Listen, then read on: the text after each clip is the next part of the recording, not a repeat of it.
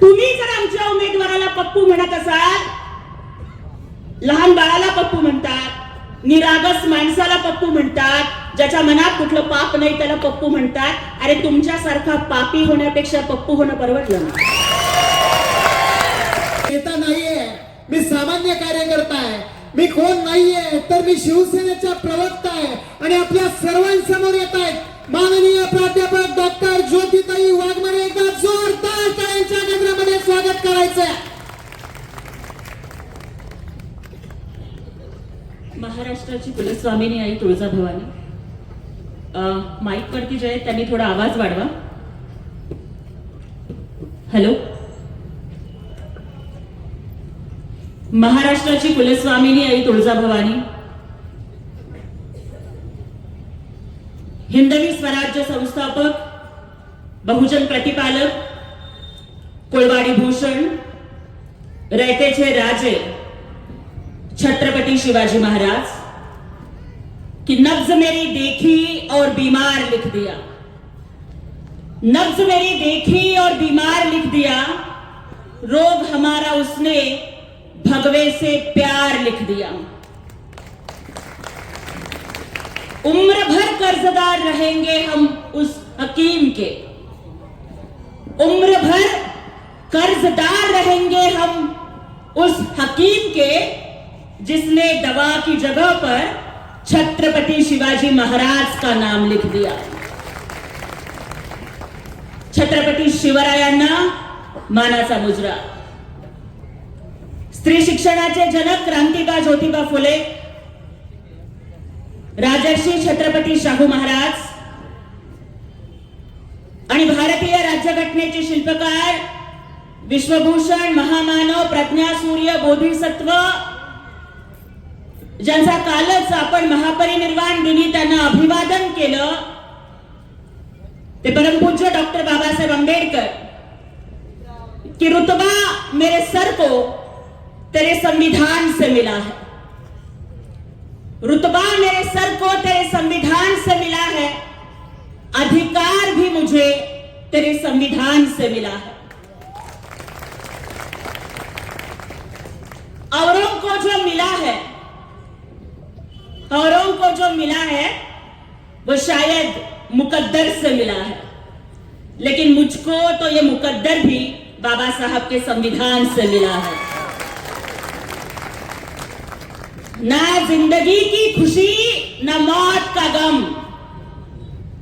ना जिंदगी की खुशी ना मौत का गम, जब तक है दम जय भीम कहेंगे हम. डॉक्टर बाबासाहेब आंबेडकरांना विनम्र अभिवादन करते. हिंदुहृदय सम्राट वंदनीय बाळासाहेब ठाकरे, धर्मवीर आनंद दिघे साहेब यांच्या विचारांपुढे नतमस्तक होते. महाराष्ट्र राज्याचे लाडके भाऊ, संवेदनशील उपमुख्यमंत्री माननीय नामदार एकनाथरावजी शिंदे साहेब यांच्या नेतृत्वाखाली आज फलटण नगर परिषदेच्या साठी संपन्न होणाऱ्या या जाहीर सभेला उपस्थित असणाऱ्या आदरणीय श्रीमंत सुभद्रा राजे नाईक निंबाळकर, सन्माननीय माझे आमदार दीपकजी चव्हाण साहेब, माननीय श्रीमंत संजीव राजे नाईक निंबाळकर, आपल्या नगराध्यक्ष पदाचे उमेदवार ऍडव्होकेट अनिकेत राजे नाईक निंबाळकर, शिवसेनेचे जिल्हा प्रमुख चंद्रकांतजी दादा जाधव, महिला जिल्हा प्रमुख आदरणीय शारदाताई जाधव, जिल्हा समन्वयक विराज भैया खराडे, तालुका संघटक विजयजी मासने आणि महिला तालुका प्रमुख गायकवाडताई, मंचावर उपस्थित असणारे सर्व मान्यवर, समोर उपस्थित असणारे सर्व पत्रकार बांधव, सगळ्या लाडक्या बहिणींनो, भावांनो आणि चोरून लपून ऐकून रेकॉर्डिंग करणाऱ्या विरोधकांच्या बगलबच्चांनो,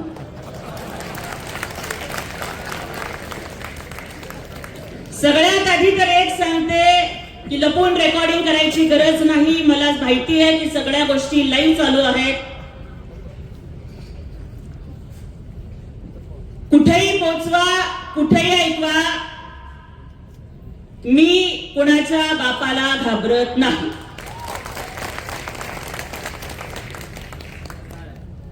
कारण मी कधीच खोटं बोलत नाही. मी कधीच चुकीची बाजू उचलून धरत नाही आणि मी कुणालाच घाबरत नाही, कारण दुश्मन भी मुझसे डरे, जो टकराए वो मरे. अरे चीरती हूं दुश्मन का सीना, मैं वो गोली हूं, भीमराज की बेटी, मैं जय भीम वाली हूं.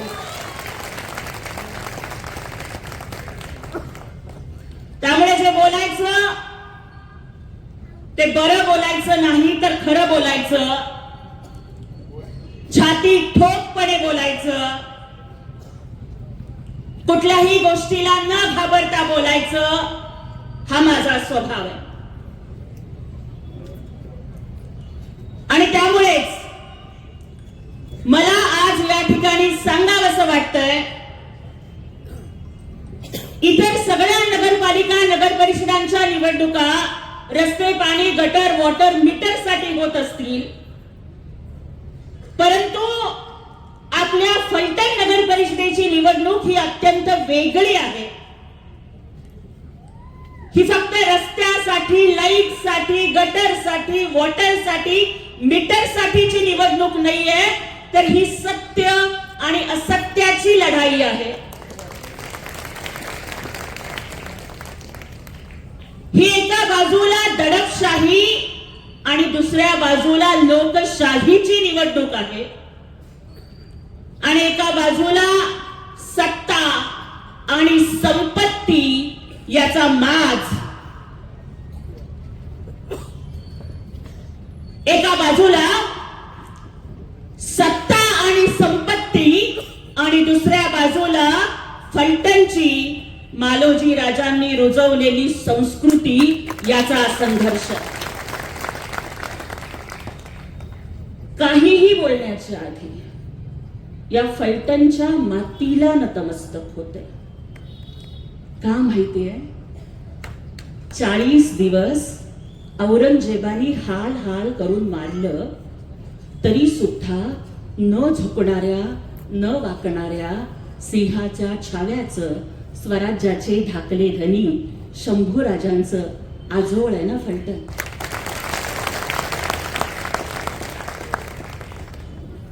ही फलटणची माती कपाळावरती लावते, कारण जसं प्रत्येक संकटाला भेटणाऱ्या ज्ञानसूर्य डॉक्टर बाबासाहेब आंबेडकरांच्या डोळ्यात पाणी यायचं, ते फक्त माझी माता रमाईसाठी यायचं.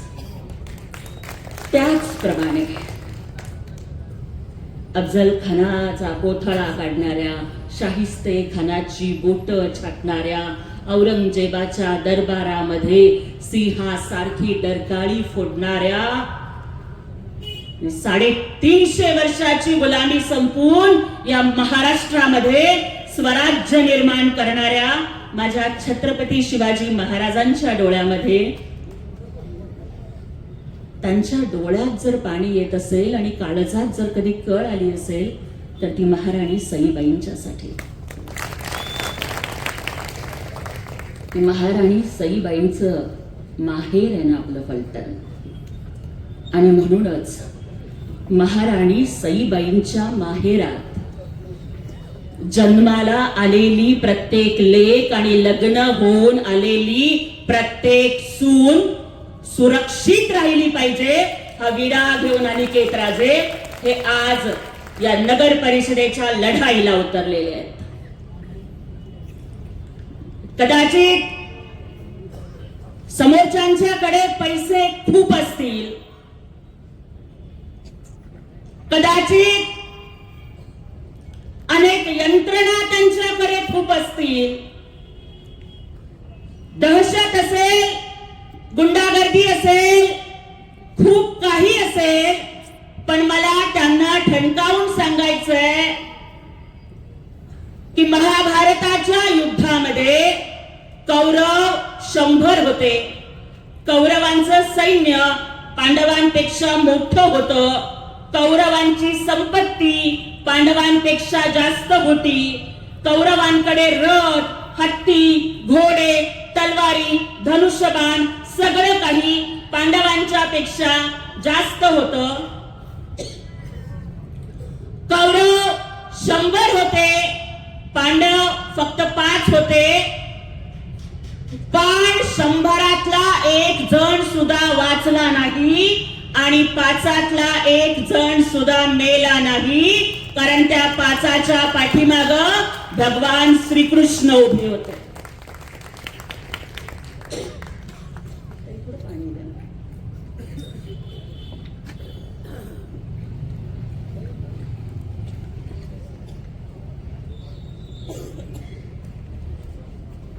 अगदी त्याच पद्धतीनं आजच्या या लढाईमध्ये ऍडव्होकेट अनिकेत राजेंच्या पाठीशी जसा पांडवांच्या पाठीशी श्रीकृष्ण उभे होते, त्याच पद्धतीनं महाराष्ट्राचे उपमुख्यमंत्री एकनाथजी शिंदे साहेब उभे आहेत. आणि ज्यांचा हात एकनाथ शिंदे साहेब धरतात ना, त्यांना जन्मात कुणाचे पाय धरायची वेळ येत नाही. एवढं स्वाभिमानी नेतृत्व एकनाथ शिंदे साहेबांचं. मी येताना बरेच डिजिटल बघितले. अनेक पक्षांची युती आहे, सगळे एका बाजूला आणि आपण एका बाजूला, अशी परिस्थिती आहे. अमका ढिमका फलाना टिमका सगळे मिळून एकत्र आले आणि आम्ही एका बाजूला आहोत. काही हरकत नाही, तुम्ही कितीही एकत्र आलेला असला तर मला रजनीकांतच्या शिवाजी द बॉस चित्रपटामधला एक डायलॉग या ठिकाणी आठवतो की मुन्ना, झुंड में तो सुअर आते हैं, शेर अकेला आता है. आणि एकनाथ शिंदे साहेब नावाच्या ढाण्या वाघाची सभा या फलटण मध्ये झाली आहे. आपण सगळ्यांनी ती ऐकली आहे आणि त्यामुळेच ही दहशत, ही गुंडगिरी, हा सत्ता संपत्तीचा माज, हा सगळा संपून छत्रपती शिवरायांचं सुराज्य आणण्यासाठीच आपल्याला धनुष्य बाणाला मतदान करायचं आहे आणि आपल्याला अनिकेत राजेंना निवडून आणायचं आहे.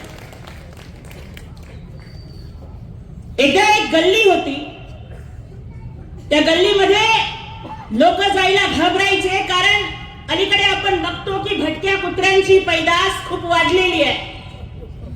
चांगली माणसं कुत्री मागे लागली की नको म्हणतात त्या गल्लीमध्ये जायला.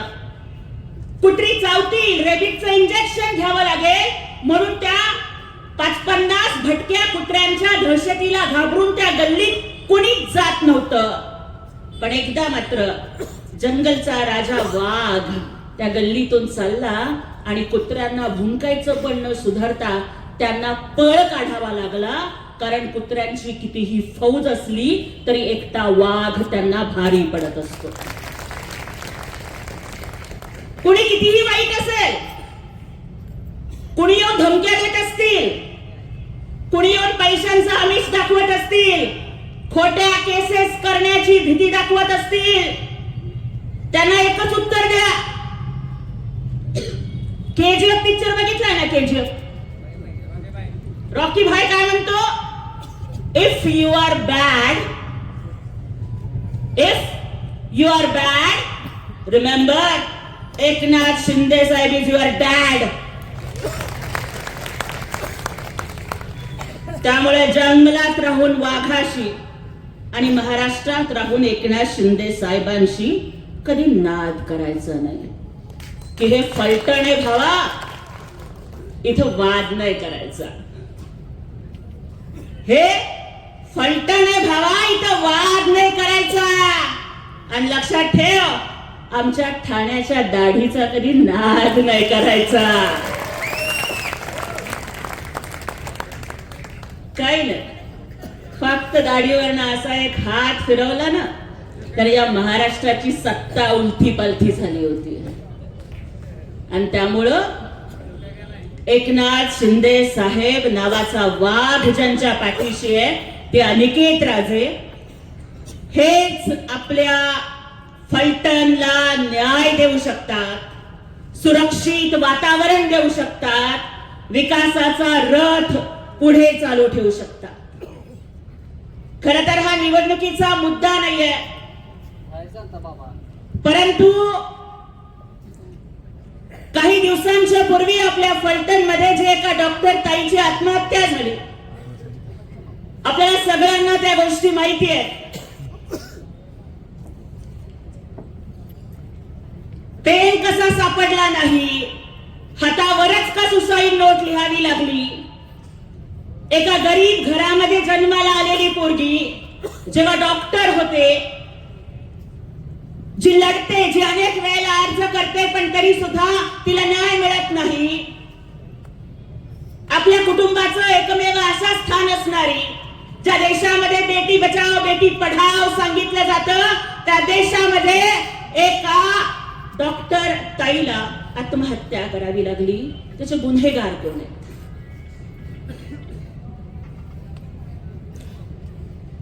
कुठल्याच तपासणीला सामोरं न जाता क्लीन चिट का दिली जाते? आज सुद्धा या महाराष्ट्रात, जो महाराष्ट्र शिवछत्रपतींचा महाराष्ट्र आहे, ज्या महाराष्ट्रात एका सर्वसामान्य स्त्रीच्या अब्रूवरती हात घातला म्हणून छत्रपती शिवाजी महाराजांनी रांझाच्या पाटलाचे हातपाय तोडले होते, चौरंग केला होता, त्या शिवरायांच्या महाराष्ट्रात आज सुद्धा एका डॉक्टर ताईला आत्महत्या करावी लागते. आणि मेल्यानंतर सुद्धा तिला न्याय न देता परत पुन्हा तिच्या चारित्र्याचा अपमान केला जातो. मेल्यानंतर सुद्धा तिला पुन्हा पुन्हा मारलं जातं. ही दहशत तुम्ही संपवणार आहात का नाही, हा प्रश्न विचारायला खास सोलापूरवरून इथं आली आहे. मी बोलले नाही, पण माझे पत्रकार बांधव इथे आहेत. अत्यंत जबाबदारीनं एक गौप्यस्फोट करू इच्छिते. ज्या वेळेला हे प्रकरण घडलं आणि अनेक आरोप प्रत्यारोप पत्रकार परिषदा होत होत्या, अनेक महिला नेत्या बोलत होत्या, त्यावेळेस इथल्या काही लोकांनी हस्ते परहस्ते माझ्यापर्यंत निरोप पोहोचवले होते. मला आणि दुर्दैव वाटतं, त्यातली निरोप पोहोचवणारी काही माणसं आमच्याच पक्षाची होती. आणि ते मला विचारलं की ताई तुम्ही बोलाल का बाजूनं, काय हवं ते पोचतं करू. आणि खरं सांगतेय, डॉक्टर बाबासाहेब आंबेडकरांच्या संविधानाची शपथ घेऊन सांगतेय. मला सांगितलं गेलं की काय हवं ते देऊ, पण येऊन घेणार का पत्रकार परिषद, बोलाल का आमच्या बाजूनं. अरे पण राशन दिलं की भाषण करायला माझ्या बुद्धीत अंधार पडलेला नाहीये. माझं नाव ज्योती आहे.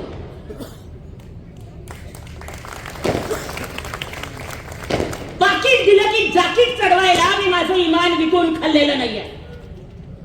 आणि मी त्यांना सांगितलं की महिला अत्याचाराच्या प्रकरणात मी अशा पद्धतीनं बोलणार नाही.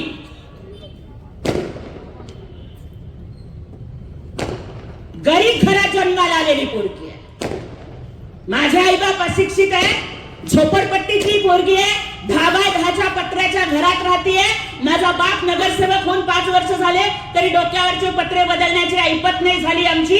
पोटात अन्नाचा कण नव्हता, घरात लाईट नव्हती, महापालिकेच्या लाईटच्या खाली बसून पुणे बोर्डात मागासवर्गात बोर्डात पहिली आलेली पोरगी आहे. मातृभाषा तेलुगू आहे, शिक्षण मराठीत झालंय, इंग्लिश लिटरेचर मध्ये PhD केली आहे, सेट झालंय, नेट झालंय. माझं इमान विकत घेणारा माईका लाल जन्माला आला नाही.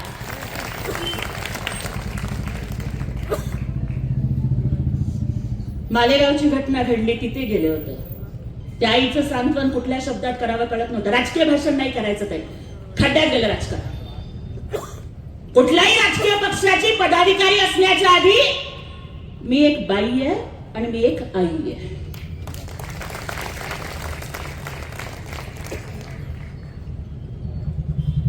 मला आज या ठिकाणी सांगायचंय, 2 महत्वाचे मुद्दे महिलांच्यासाठी खास बोलायचे. पहिली गोष्ट, बदलापूर मध्ये ज्या वेळेला असा प्रकार घडला, चिमुरड्यांच्या वरती अत्याचार झाला, दिसेल तिथे ठोकण्याचं काम लाडक्या भावाच्या काळात झालं. ते होतं छत्रपती शासन. मालेगावमध्ये गेले, तिथल्या महिला रडत होत्या आणि आम्हाला म्हणत होत्या, आरोपीला 5 मिनिटं आमच्या ताब्यात द्या. त्या लहानगीला जसं ठेचून मारलं ना, तसं आम्ही त्याला ठेचून मारू.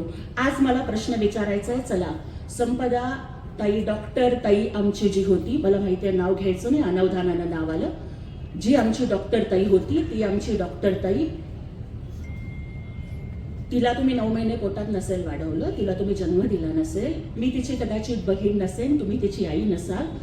मला प्रश्नाचं उत्तर द्या, ज्या दिवशी ही घटना घडली, महाराष्ट्राच्या डोळ्यात पाणी आलं, तुमच्या डोळ्यात पाणी आलं का नाही आलं? एक आई म्हणून तुमचं काळीज तुटलं का नाही तुटलं? तुमचं आतडं पिळवटून निघालं का नाही निघालं? ज्या कुणाच्या हरामखोराच्या मुळं माझ्या डॉक्टर ताईला आत्महत्या करावी लागली, तो हरामखोर जर सापडला तर त्याचं थोबाड फोडावं असं वाटलं का नाही वाटलं? आणि जर वाटलं, थोबाड फोडायची संधी 20 तारखेला ताई.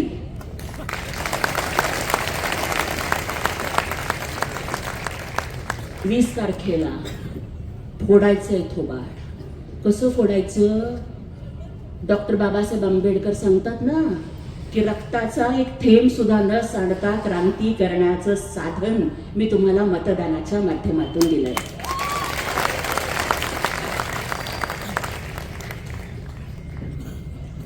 सच्चे का बोलबाला, झूठे का मुंह काला.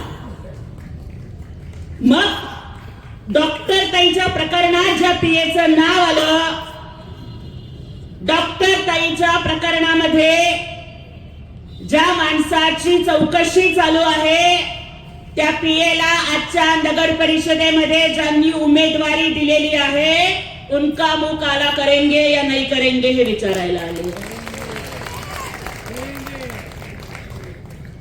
आणि आणखीन राजकारणाच्या पलीकडे जाऊन ताई तुम्हाला एक सांगते.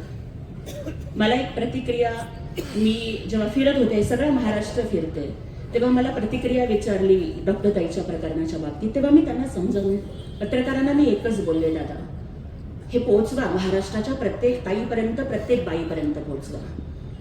मी त्यांना म्हणलं की घडलेली घटना वाईट आहे, लोक येतात, पत्रकार परिषदा करतात, राजकारणाच्या पोळ्या भाजून घेतात, पण मला आज महाराष्ट्राच्या प्रत्येक महिलेला सांगायचंय, जर कुठला हरामखोर तुमच्यावर अत्याचार करत असेल, जर कुठला नराधम तुम्हाला त्रास देत असेल,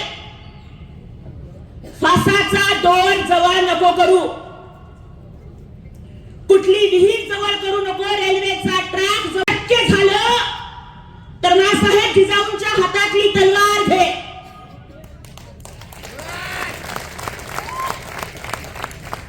नाहीच मिळालं, कुऱ्हाड घे, कोयता घे, विळी घे, बेलन घे, आणि ते सुद्धा नाही मिळालं, पायातलं पायतान घे आणि त्याचं तोंड फोडून काढ, पण तू जीव देऊ नको, तू जीव देऊ नकोस.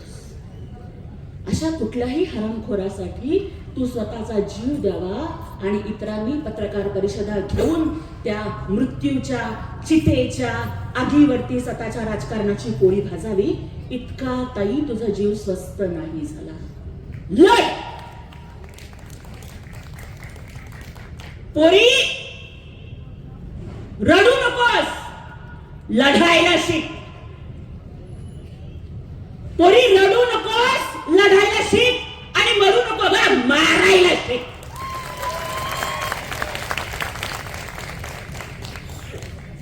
म्हणजे असं झालं पाहिजे कि मैंने तुझे छेड़ा अबला समझकर, मैंने तुझे छेड़ा अबला समझकर और तूने मुझे पीटा तबला समझकर, असा अनुभव यायला पाहिजे. जिजाऊंनी तेच सांगितलं, सावित्रीमाईंनी तेच सांगितलं, अहिल्यादेवींनी तेच सांगितलं, रमाईंनी तेच शिकवलं. आणि त्यामुळे जो संताप आहे, तो राग आहे, जो आक्रोश आहे, तो संवैधानिक पद्धतीनं मतपेटीतून बाहेर पडू द्या. आम्ही बाबासाहेबांची लेकरं, आम्ही कायद्याचा सन्मान करतो, आम्ही कायदा मोडत नाही. आम्ही कायद्याच्याच मार्गाने क्रांती करून दाखवणार. क्योंकि मेरे भीम ने जब आंखें खोली तो हर कोई इंसान बन गया. मेरे भीम ने जब कलम खोली तो इस देश का संविधान बन गया. और उसी संविधान की वजह से चाय वाला पंतप्रधान और रिक्शा वाला मुख्यमंत्री बन गया. ते संविधान हातात घेऊन लढणार आणि त्या संविधानाने दिलेला अधिकार मतदानाचा घेऊन लढणार. काही दिवसापूर्वी म्हणे त्या लोकांनी रावणाचा चेहरा तयार केलता म्हणे, बरोबर आहे का? माझ्या त्या रावणाच्या 10 चेहऱ्याला जे 10 चेहरे लावले होते, आता ती सगळी लोक त्यांच्याकडेच गेलेली आहेत. मग आता खरा रावण कोण हे त्यांनाच कळालं. बरोबर आहे, राम इकडे आहे आणि रावण तिकडे आहे. पण खरं मला तर आज रामराजे इथे नाही आहेत, पण आणि ते खूप ज्येष्ठ नेते आहेत. मी या परिवाराचा खूप आदर करते. कारण आता खरं तर स्वर्गीय मालोजी राजांच्या बद्दल जरी बोलायचं म्हटलं तरी वेळ पुरणार नाही, तेवढा वेळ आपल्याकडे नाही आहे. कमी ओव्हरमध्ये जास्त रन करायचे आहेत मला. पण मालोजी राजांच्या बद्दल कृतज्ञता व्यक्त करते की या छत्रपती घराण्यानं कधी जातपात नाही पाळली. त्यांनी कायम सर्व धर्म समभाव पाळला. म्हणजे देश स्वतंत्र झाल्यानंतर 65 लाखाचा खजिना घेऊन आपलं संस्थान स्वतंत्र भारतामध्ये विलीन करण्याचा मोठेपणा दाखवणारं हे घराणं आहे. कोयना धरण असेल, प्रतापगडावरती छत्रपती शिवाजी महाराजांचा पुतळा असेल, त्या पुतळ्याच्या अनावरणाला देशाचे पंतप्रधान नेहरूंना बोलवणं असेल आणि तिथे बोलावून संयुक्त महाराष्ट्रासाठी नेहरूंचं मतपरिवर्तन करणं असेल, या सगळ्या गोष्टी या घराण्यानं केल्या. प्रचंड आदर ठेवते. पण मला एकच वाटतं की बघा, आदरणीय आपले नेते रामराजे नाईक निंबाळकर यांचं नाव रामराजे आहे. आणि मला सांगा, जेव्हा प्रभू राम राजे झाले होते तेव्हा त्यांच्या हातात काय होतं? बरोबर आहे ना? धनुष्यबाण रामाचा आणि राम धनुष्यबाणाचा. हे तर समीकरण आधीपासून होतं, तुम्ही थोडा उशीर केला.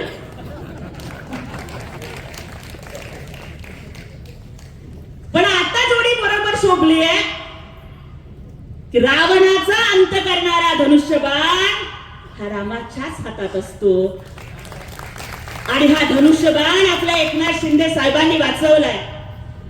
मी परवाची एकनाथ शिंदे साहेबांची सभा बघितली. आदरणीय श्रीमंत संजीव राजेंचं भाषण बघितलं. त्याच्यामध्ये ते सांगत होते की काहीतरी विरोधक आपले उमेदवारांना काहीतरी पप्पू बिप्पू म्हणतात म्हणे. बरोबर आहे का? होय का ते? पप्पू म्हणतात ना. बरं दादा मला सांगा, एखादा पप्पू आपण कोणाला म्हणतो? छोट्या बाळाला म्हणतो, निरागसला म्हणतो, ज्याच्या मनात कुठलं पाप नाहीये त्याला म्हणतो. बरोबर आहे? बरोबर आहे. ज्याच्या मनात कुठलं पाप नाहीये त्याला आपण पप्पू म्हणतो. पत्रकार बांधवांनो, पोचवा माझं वाक्य. तुम्ही जर आमच्या उमेदवाराला पप्पू म्हणत असाल, लहान बाळाला पप्पू म्हणतात, निरागस माणसाला पप्पू म्हणतात, ज्याच्या मनात कुठलं पाप नाही त्याला पप्पू म्हणतात. अरे तुमच्यासारखा पापी होण्यापेक्षा पप्पू होणं परवडलं ना?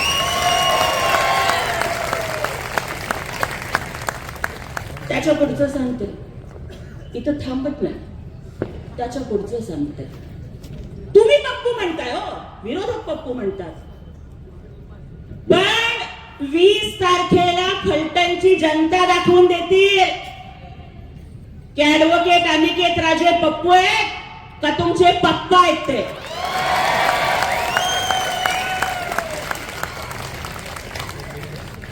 त्यामुळं कुणाच्याही नादाला लागा, आमच्या नादाला लागू नका, लागू नका. त्यामुळं एकच गोष्ट मला या ठिकाणी सांगायची आहे. इथला SRA प्रकल्प जो मला या ठिकाणी सांगितला गेला की अनेकांची घरं झोपडपट्ट्यांमध्ये आहेत, अनेकांची घरं नावावर नाहीयेत, आणि ती हक्काची घरं जर आपल्याला मिळवून द्यायची असतील तर गृहनिर्माण खातं हे माननीय एकनाथजी शिंदे साहेबांच्याकडे आहे. त्यामुळे प्रत्येकाला हक्काचं घर मिळणार हा शब्द एकनाथ शिंदे साहेबांनी दिला. परवाच्या सभेमध्ये आपण बघितलं, हॉस्पिटलचा प्रश्न होता. एकनाथ शिंदे साहेबांनी आरोग्य मंत्र्यांना फोन केला. MIDCचा किंवा उद्योगांचा प्रश्न होता, उद्योग मंत्र्यांना साहेबांनी फोन केला. आहे का कोणामध्ये तरी डेअरिंग? लाखो लोकांच्या पुढे थेट फोन लावून बोलायची. आणि तुमची सगळी ताकद आणि एकनाथ शिंदे साहेबांचा एकच कॉल आणि प्रॉब्लेम सॉल्व. हे एकनाथ शिंदे साहेबांच्या कामाची स्टाईल आहे.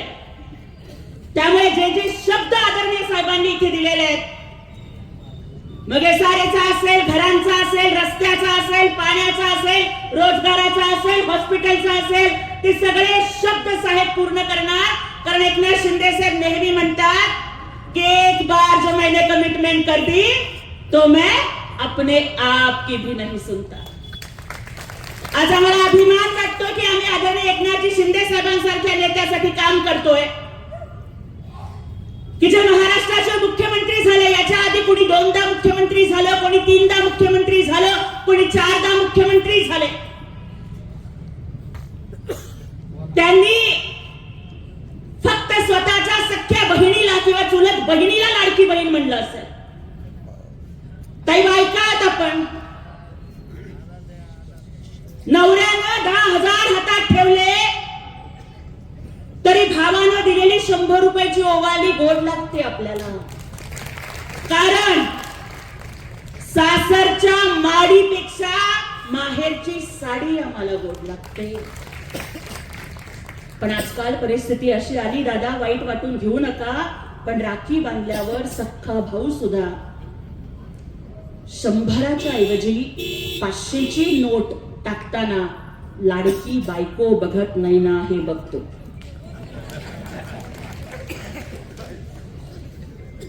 मायबाप जिवंत असेपर्यंत माहेर असतं ताई. मायबाप जिवंत असेपर्यंत वर्षातनं एकदा तरी माहेरची साडी येते. आणि आम्हा बायकांचं हे सुदैव का दुर्दैव की सासरी कितीही श्रीमंती असली तरी आम्हाला तिरडीवर सुद्धा जायचंय. दादा तुमची माहेरची साडी घालून तिरडीवर जायचंय. मायबाप जिवंत असेपर्यंत माहेरची साडी येते, नंतर ब्लाउज पीस, नंतर तेही बंद होतं. मग आम्हीच कुठेतरी साखरेच्या डब्यात पैसे साठवतो. रक्षाबंधनला कुणालाच न कळता आम्ही बाजारात जाऊन साडी विकत आणतो आणि सासरी माहेरचा मान राखण्यासाठी म्हणतो, माझ्या भावानं पाठवली बर का साडी, चांगली आहे ना. हे आम्हा येड्या बहिणीची येडी ही माया. आम्हा येड्या गरीब बहिणींची माया कोण समजून घेतली? या आम्हा गरीब बहिणींची माया समजावून घेणारा रक्ताचं नातं नाही, चुलत नाही, मावस नाही, लांबचं नाही, दूरचं नाही, जातीचं नाही, पातीचं नाही, तरी सुद्धा आम्हाला लाडकी बहीण म्हणणारा भाऊ आम्हाला भेटला. त्यांचं नाव एकनाथ शिंदे साहेब. सख्खा भाऊ 2 वेळेला ओवाळणी देतो. हा भाऊ वर्षातून 12 वेळेला, प्रत्येक महिन्याला ओवाळणी देतो. आतापर्यंत प्रत्येक लाडक्या बहिणीच्या खात्यात 24,000 जमा झालेले आहेत. 2 महिन्याचे पैसे जमा होतील. कोणीही लाडकी बहीण योजना बंद करायचा प्रयत्न केला, काळजी करू नका. जोपर्यंत तुमचा लाडका भाऊ आहे तोपर्यंत कोणाच्या बापाच्या दम नाही लाडकी बहीण योजना बंद करण्याचा. आतापर्यंतच्या वर्षभरामध्ये काही ओवाळणी किती झाली असेल? एका वर्षात 2,47,00,000 महिलांना एका वर्षात दादा 45,000 कोटी रुपये थेट त्यांच्या खात्यावर जमा झाले. हा सन्मान तुमचा आहे. आमच्या शारदाताईंनी सांगितलं अनेक योजना, परत बोलत बसून वेळ नाही वाया घालवणार. आदरणीय राजेंचंही आपल्याला ऐकायचंय. पण एसटी मध्ये अर्ध तिकीट. आधी बाजाराला जायचं असेल तर आमचे दाजी लाडक्या बहिणीला म्हणायचे तू बस मी जाऊन येतो. आता दाजी म्हणल्यावर लाडकी बहीण म्हणती तुम्ही गेल्यावर डबल खर्च येतो, मी गेल्यावर अर्ध्या तिकिटात भागता या, मी जाऊन येते तुम्ही बसा. आधी गजरा जरी घ्यायचा असेल, काही जरी घ्यायचं असेल, दाजी पुढे हात पसरावा लागायचा. आता लाडक्या बहिणीचे पैसे आले की दाजीच म्हणते तुझं लाडक्या बहिणीचे पैसे आलेत ना जरा दे की पेट्रोलला पैसे. कितीतरी बहिणींची खाती नव्हती बँकेमध्ये, त्यांची खाती जमा झाली, त्यांची खाती उघडण्यात आली, ओटीपी काय कळायला लागलं. आणि खरं सांगते, पहिल्या वेळेस पोरगी पसंत आहे हा निरोप आल्यावर जेवढा आनंद झाला नाही ना, त्याच्यापेक्षा जास्त आनंद लाडक्या बहिणीचे पैसे जमा झाले हा मेसेज आल्यावर. काय माहितीये का दादा, लोकांना वाटेल की 1500 रुपये तर आहेत, 1500 रुपये तर आहेत. पण तुम्हाला माहितीये आमच्या बायकांची परिस्थिती काय असते? आम्ही माहेरी जन्माला येतो ना, माहेरी म्हणतात की तू नेता आहे म्हणून आपल्याला त्यांच्या सोबत उभं राहायचं आहे. दादा, जातीच्या धर्माच्या नावावरून राजकारण करणारे अनेक सापडतील, पण एका बाजूला हिंदुत्वाचा अभिमान ठेवून दुसऱ्या बाजूला बुरख्यामधली 25 वर्षाची फरीन सादिक मकुबाई कोल्हापूरच्या सभेत 2 महिन्याचं लेकरू घेऊन येते आणि म्हणते कि शिंदे साहब ये मेरी बेटी है, गरीब थे लगा था बेटी मर जाएगी, पैसे नहीं थे इलाज के लिए, अपने 3 लाख दिए, इस मुसलमान बहन की बच्ची बचाई, आपकी दुआ से बेटी बची, मैंने बेटी का नाम दुआ रखा है, असं बुरख्यातली मुस्लिम बहीण म्हणते. हे भाग्य कोणाला लाभलं? त्या माणसाच्या सोबत दादा आपल्याला उभं राहायचंय. त्यामुळे खूप न बोलता एवढीच विनंती करते की आपल्या फलटणची संस्कृती वाचवण्यासाठी, दडपशाहीला मातीत गाडून लोकशाही टिकवण्यासाठी येणाऱ्या 20 तारखेला धनुष्य बाणाच्या चिन्हासमोरचं आणि इतर चिन्ह छत्री आणि हात ही जी नगरसेवक पदाची चिन्ह आहे, टीव्ही पण आहे, त्यालाही आपण आमच्या पूर्ण पॅनलला निवडून द्यावं आणि नगराध्यक्ष पदासाठी अनिकेत राजेंना आपण सोबत उभं राहावं. आणि आणखीन एक सांगते जाता जाता, मला माहिती आहे आता मी जे काही सगळं बोलले, उद्यापासून कदाचित त्यांच्याकडे प्रचंड यंत्रणा आहे, IT सेल आहे, अमुक आहे, तमुक आहे, मला ट्रोलिंग चालू करतील, उद्या कदाचित काय काय खोटं नाटक फिरवतील. मी कुणाला भीक घालत नाही, सांगून ठेवते. जाता जाता एवढंच सांगते कि ज्योति नाम का मतलब फ्लॉवर नहीं होता, फायर होता है, फायर. त्यामुळे तुमच्या ट्रोलिंगला, तुमच्या टीकेला, तुमच्या खोटा नाट्या कुठल्याच गोष्टीला घाबरत नाही.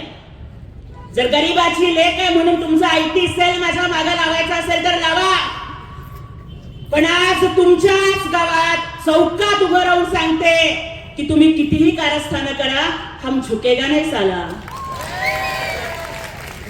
आणि आज जर आपल्याला वाटत असेल की जसं मी ताठ मानेनं बोलते झुकेगा नाही, कारण मला माहितीये की माझ्या पाठीशी माझे लाडके भाऊ एकनाथ शिंदे साहेब उभे आहेत. आणि आज अनिकेत दादा फलटण मधल्या प्रत्येक लाडक्या बहिणीच्या पाठीशी तुम्ही उभं राहणार आहात की उद्या या फलटणची लाडकी बहीण जसा आधी पहाटे मॉर्निंग वॉकला बाहेर पडायची, रात्री 11 वाजता सुद्धा बाहेर पडायची, आज भीतीमुळे दहशतीमुळे महिला बाहेर पडत नाहीयेत, अंधार पडला म्हणून लवकर घरी जात आहेत. ज्या दिवशी अनिकेत राजे नगराध्यक्ष होतील ना, त्या दिवशी गुलाल उधळायला याच चौकात जमू, नाहीतर बालोजी राजांच्या पुतळ्याजवळ जमू आणि सगळ्या लाडक्या बहिणी मिळून सांगू झुकेला नाही साला. त्यामुळे तो इतिहास आपण घडवा ही विनंती आपल्याला करते. धनुष्य बाणाला साथ द्या, एकनाथ शिंदे साहेबांना साथ द्या आणि अनिकेत राजांना आणि आमच्या पूर्ण पॅनलला मतदान करून निवडून आणा ही विनंती करून इथेच थांबते. जय हिंद, जय महाराष्ट्र, जय शिवराय, जय भीम. धन्यवाद ताई. जोरदार ताईंच्या गजरामध्ये आपण ताईंचं स्वागत करायचंय. आणि मित्रांनो